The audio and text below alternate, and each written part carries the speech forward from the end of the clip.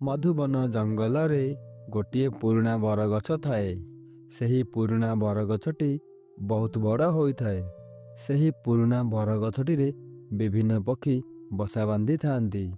ସୁନ୍ଦରୀ କାଉ, କାଳୁ କାଉ, ଟିକି ଚଢ଼େଇ, ପାରା ସମସ୍ତେ ମିଳିମିଶି ସୁଖ ଶାନ୍ତିରେ ସେହି ଗଛରେ ରହୁଥିଲେ। ଯିଏ ଯାହାର ଋତୁ ଅନୁଯାୟୀ ଅଣ୍ଡା ଦେଇ ଛୁଆ ଫୁଟାନ୍ତି। ହେଲେ ସେହି ପକ୍ଷୀମାନଙ୍କର ହସ ଖୁସି ବେଶୀ ଦିନ ରହିଲା ନାହିଁ। କେଉଁ ଆଡ଼ୁ ଆସି ଗୋଟେ ବୁଢ଼ା ଅଜଗର ଜୁଟିଲା ଯେ ପକ୍ଷୀମାନେ ବସାରେ ନଥିଲା ବେଳେ ସେ ତାଙ୍କର ଅଣ୍ଡାକୁ ଖାଇଦିଏ। ଅଣ୍ଡାକୁ କିଏ ନେଉଛି ସେମାନେ ଜାଣିପାରୁ ନଥିଲେ। କିନ୍ତୁ ଗୋଟିଏ ଦିନ ଟିକି ଦେଖିଲା, ଆରେ ଏ ବୁଢ଼ା ଅଜଗର ହିଁ ଆମ ଅଣ୍ଡାକୁ ଖାଉଛି। ହେ ପ୍ରଭୁ, ଆମେ ଏବେ ବୁଢ଼ା ଅଜଗର କବଳରୁ ଆମ ଅଣ୍ଡାକୁ କେମିତି ବଞ୍ଚାଇବୁ? ତେଣୁ ସେମାନେ ବିକଳରେ ଚିନ୍ତା କରିବାକୁ ଲାଗିଲେ। ଏ ବୁଢ଼ା ଅଜଗର କବଳରୁ ରକ୍ଷା କେମିତି ପାଇବେ? କାହାରିକୁ କିଛି ବୁଦ୍ଧିବାଟ ଦିଶୁନଥାଏ। ଅନ ଡାଳରେ କେଉଁ ଆଡ଼ୁ ଆସି ଶୁଆ ସାରି ଦୁହେଁ ବସିଥିଲେ। ଏ ଗଛର ପକ୍ଷୀମାନଙ୍କ ସମସ୍ୟା ବିଷୟରେ ଶୁଣି ଶୁଆ କହିଲା, ଆରେ ଏଥିରେ ଚିନ୍ତା କରିବାରେ କ'ଣ ଅଛି?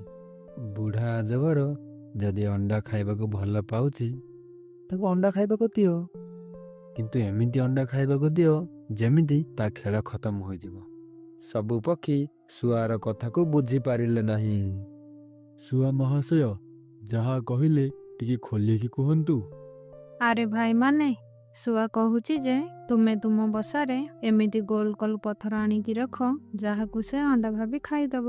ତାପରେ ଦେଖିବ କ'ଣ ହବ। ଆରେ ବାଃ, ବଢ଼ିଆ ଉପାୟ ତ। ହେଲେ ଆମେ ଅଣ୍ଡା ଭଳି ପଥର କେଉଁଠୁ ଆଣିବା? ତୁ ସେ କଥା ଚିନ୍ତା କରିନା ମିନୁ। ମୁଁ ଦେଖିଛି ଜଙ୍ଗଲ ଆରପଟେ ବହୁତ ସାରା ଗୋଲ ଗୋଲ ପଥର ଗଦା ହୋଇଛି। ଆଉ ସେଥିରେ ଅଣ୍ଡା ଭଳିଆ ଗୋଲ ଗୋଲ ପଥର ବି ଅଛି। ପାରା, ଚାଲେ ଯିବା ଆମେ ପଥର ଆଣିବାକୁ।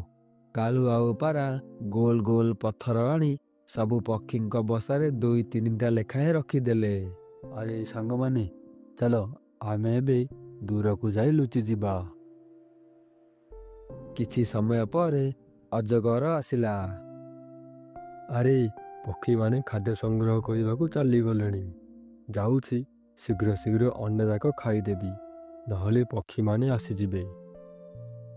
ଅଜଗର ବସାକୁ ଯାଇ ଦେଖିଲା ଅଣ୍ଡା ଅଛି। ତା ପାଟିରେ ତ ଆଗରୁ ଅଣ୍ଡା ବଜା ଲାଗିଛି। ସେଥିପାଇଁ ସେ ତରତର ହୋଇ 5-6ଟା ବସାରୁ ସବୁତକ ପଥରକୁ ଗିଳି ପକାଇଲା। ତା ଦେହ ଭାରି ହୋଇଗଲା। ସେ ଗଛରୁ ତଳକୁ ଓହ୍ଲାଇବ କ'ଣ, ଗଛରୁ ତଳକୁ ପଡ଼ିଗଲା। ବାନ୍ତି ବି କରିପାରିଲା ନାହିଁ।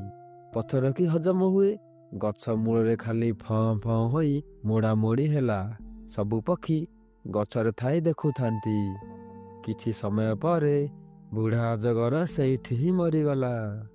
ଆଉ ପକ୍ଷୀମାନଙ୍କର ଦୁଃଖ ଗଲା। ଶୁଆ ଭାଇ, ସାରି ଭଉଣୀ, ଆଜି ଆପଣମାନଙ୍କ ପାଇଁ ସେ ବୁଢ଼ା ଅଜଗରକୁ ଆମେ ସମସ୍ତେ ଶାସ୍ତି ଦେଇପାରିଲୁ। ଆପଣମାନଙ୍କୁ ବହୁତ ବହୁତ ଧନ୍ୟବାଦ। ସାରି ଭଉଣୀ, ତୁମେ 2 ଜଣ ବି ଆଜିଠାରୁ ଏହି ଗଛରେ ବସା କରି ରହିବ।